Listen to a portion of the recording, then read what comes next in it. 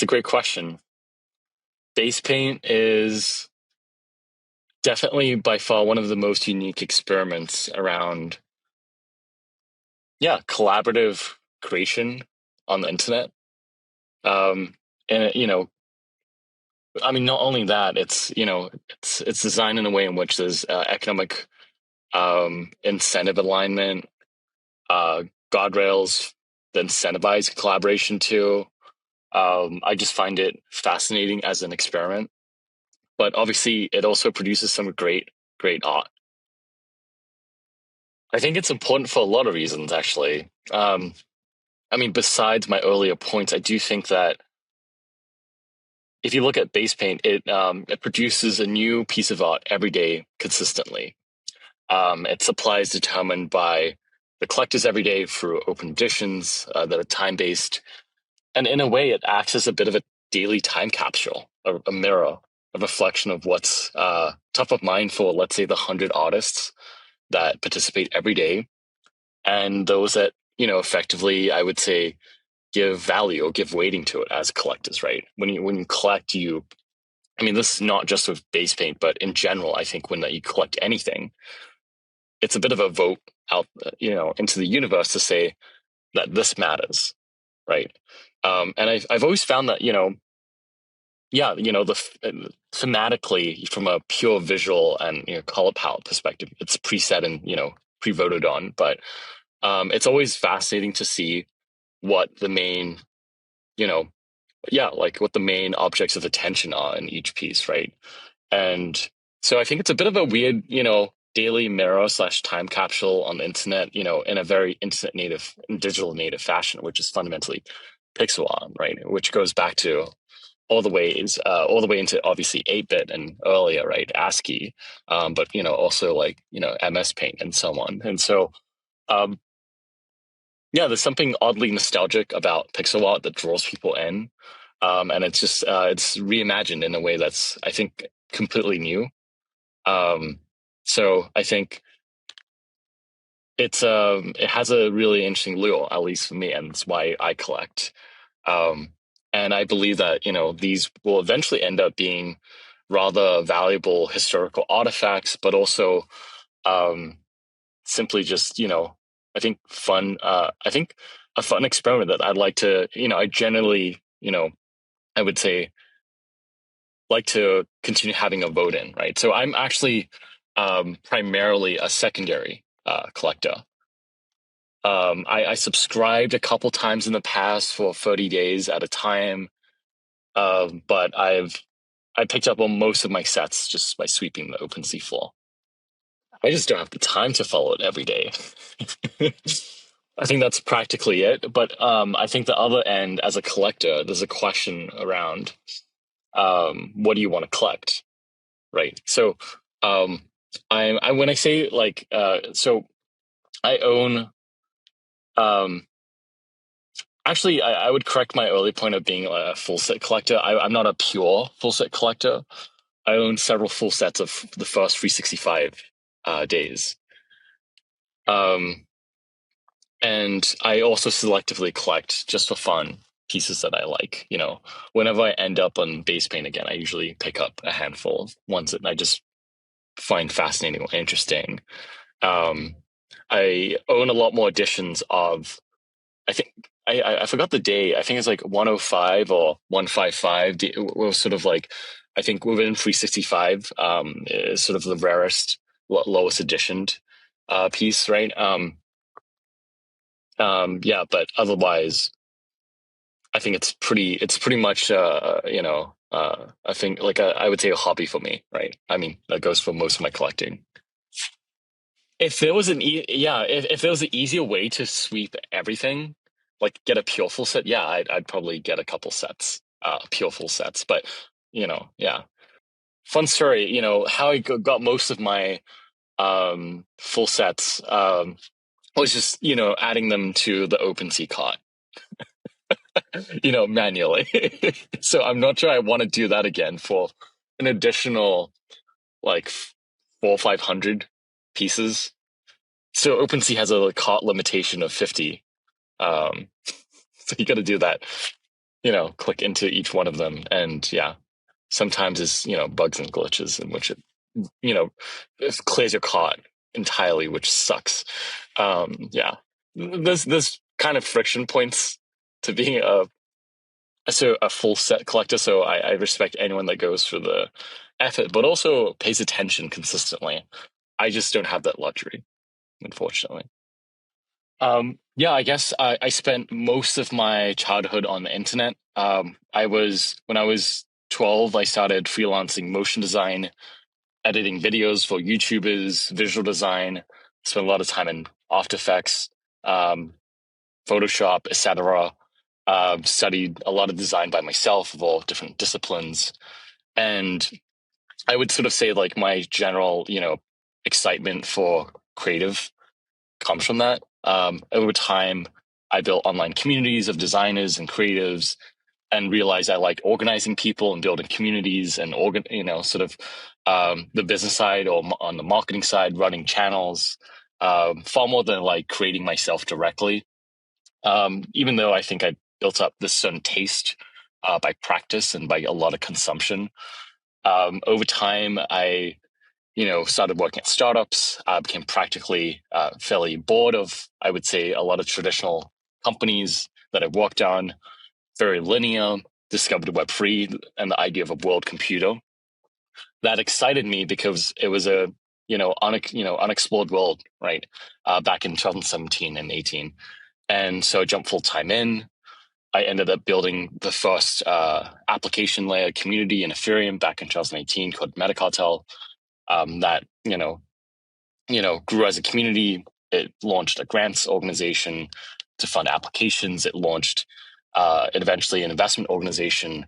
But a lot of what we did back then was experiment with early on-chain primitives. So fun experiments included, we were the first ones to ever use NFTs as conference tickets in 2019.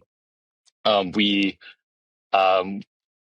launched some of the earliest social tokens, and some a part of the community ended up building this tool called collab land, which is token gating. And so the idea of social tokens and token gating was mostly popularized by Alex Majmaj and then James Young with collab currency. We ran early experiments around DAOs and coordination and incentives. Very low scale, but again, just experimentation, right? We tokenized let's say music for the first time as NFTs without really thinking too much of it. This was with catalog, and personally back then as well, I was an early, I would say top first 100 or 200 artist slash, I wouldn't say artist, but creator on Super and also known Origin, just messing about, creating random, pieces of, just work or creations for fun. Right. I wasn't treating it super seriously, but again, just messing about and creating on chain. And collected what I could, being very, very broke and living off hostels and kebabs back then. So I wasn't quite in a position to collect some of the early grails back then. But what yeah, watch a lot of the mint, and get published on chain for the first time. And yeah, my day to day is early stage investing with 1KX, where we invest in new companies building across the infrastructure, middleware, consumer, and I lead the consumer investing at 1KX. Yeah, that's a bit of an overview, and I've always been, I would say, a collector as long as I have since been able to afford collecting. Even I think, and not anything necessarily at high price points. I'm actually the most excited and about many of the pieces that I collected for pennies, if anything. So was a big fan of sure, Super Rare, known Origin, but also yeah, spent a lot of time on Rodeo more recently over the last year or two. Spent a lot of time in Foundation. Um, very sort of big fan on of open editions because effectively they in my opinion it creates credible neutrality around the distribution of these assets, allows anyone equal chance to participate. If you're a fan, you're given equal fair access, as opposed to let's say limited supply editions from high demand creators, right? That would effectively push a lot of organic community members out of ownership purely because they're not running bots, right? I mean, no one's running bots for NFTs today, obviously. No one wants them. No one cares about them to a large extent. But that said, I'm still very much, I would say, consider myself a collector. Um, yeah, again, placing my vote out in the world, right? That sort of signals to a small handful of creators and pieces of work that says, hopefully, this matters, right? Because I've been a creator myself on the internet. I know how important and how valuable even the first few individuals that sort of show up are, right? They keep the work going. They keep the creating going, right? They keep the, at the end of the day, that's, no matter how small the audience is, an audience is what matters for a lot of creators to simply have the work seen and recognized and appreciated. So that's why I care about collecting. Yeah. To me, it represents a new design space, the unknown. I consider the internet my home. I sort of, I would say, have more allegiance to the internet than any physical country. And I'm driven by a deep curiosity to what's going to happen to the internet, what the internet is going to grow and evolve into. And I see crypto as this new substrate, new playground for ways to make new things, for new people to discover one another, right? From a pure social point of view, too. To me, social is not necessarily like a skeuomorphic new sort of form of social media, but rather, it's about how are people who have never met each other, who would never meet prior, connect and collaborate and interact with each other, right? So I'm deeply fascinated about that because, yeah, as a kid who spent most of the time on the internet, I made all my friends on the internet through YouTube, through Skype communities, through online forums. I find this, I guess I feel rather native to this, right? And so again, deeply, deeply curious to like what the next chapter looks like. Not to mention a lot of games, of course, but yeah, I'm already seeing it. People who have never met or would never met or meet or connect or collaborate with each other are already doing so. It's already working in small pockets at low scale to a larger degree, larger success for shorter periods of time. It's already here. So there was a fascinating moment where in which I realized digital art was going to stay and stick. This was back in mid to early 2019. So I spent a lot of time on Super Unknown Origin back then, and I was commissioning actually art for the NFT conference tickets I was mentioning for Metacartel. Is we were running a conference then. And I found just an artist that I liked with, on Super Red, not a big following, several hundred followers, sold some pieces of work. They were American, but I had learned that this was Stefan. I forgot the last name, but I'm sure I can find it. They mentioned to me, he mentioned to me that he just moved to Thailand recently. Um, because he was starting to earn a certain level of income in which he could do digital art full time. And moving from the States to Thailand, as an artist, right? It's definitely a common path, right? Like, for artists to move to somewhere rather cheap and live off whatever they can make, right? But this was a sign to me that, a long tail artist that barely anyone knew about was able to support themselves off, the work, the digital art, right? And, I was starting to notice that as a general trend too. This was all during a time when no one cared about digital art. It was, you know, um, it was pre sort of, hype cycle.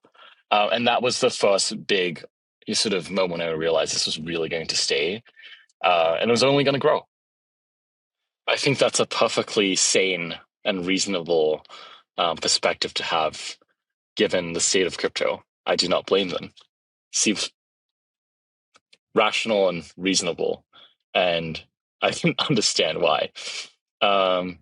That said, I think that there's a lot of similar perspectives, I would say, deep in the digital art community who are there for art.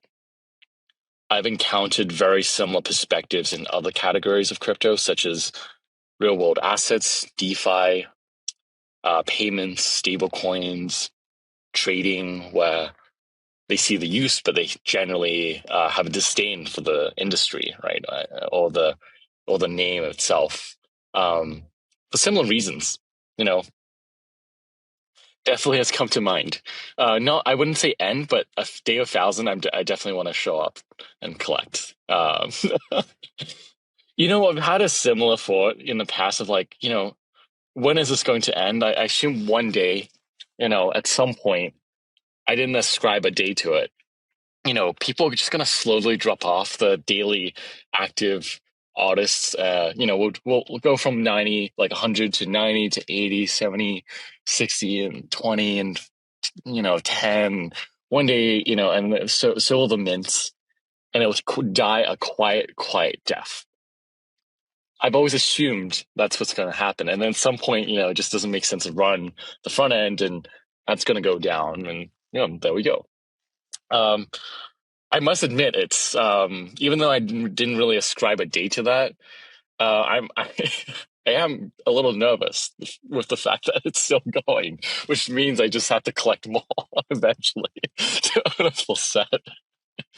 Um, so I'm also curious, like when or if this would ever end. Not saying it needs to, but generally speaking, all things end, especially for a project that isn't typically, I think, run like a rigorous traditional startup or company, right? It's a I wouldn't say hobbyist, but that would be you know not accurate to the fact that it supports several or if not many people full time. But it's a passion project, right? I think fundamentally, right? It's a unique creation that was never, I would say, at least just observing, geared to be this like high performance profit optimized company or entity, and it's incredible to see it still going.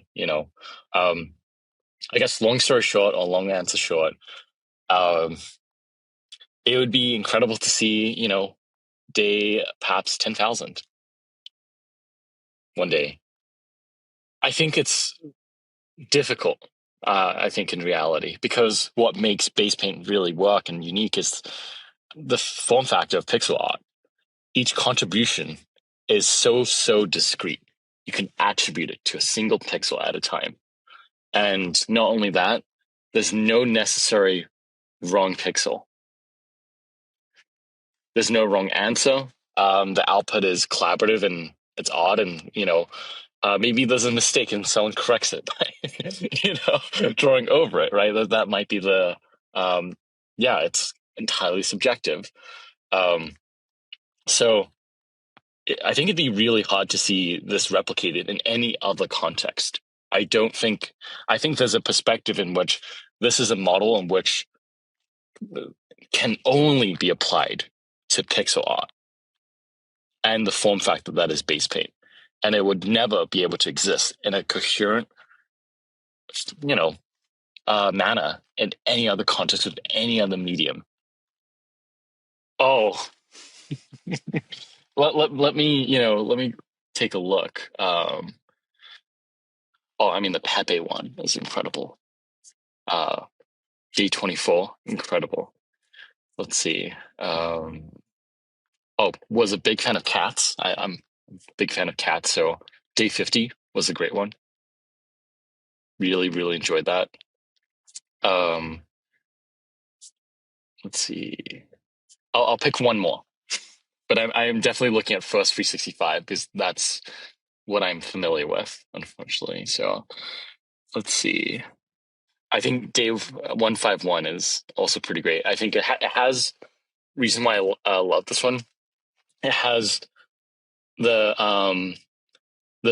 fox in the sky, which is a call out to the Simpsons episode when Homer goes to a chili eating festival and eats the hottest chili and starts hallucinating through the desert.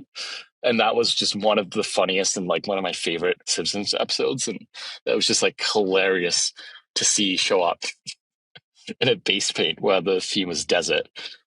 So I think that's actually something I've said about base paint is that it's one of the few things that I can share with absolutely anyone, and they can always find one canvas or handful or many that they can deeply resonate with. There's something for absolutely everyone.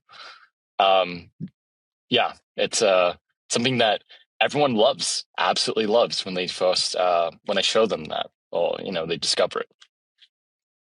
I think that something that could be really cool is I'm not sure if this adds complexity, but I would love to own maybe like a one of one, like maybe with every day there's like a one of one that's auctioned on top, right? Um, that would definitely bring me to the table a lot more. That said, it ruins a bit of like the scarcity. It complicates, the supply model, which I think is actually completely fine and for what it is right now. That's one idea. Um, I think that Yeah, I think that, Basepaint definitely needs, that can definitely do a better job of telling its story, which I think this is what you're doing too, right?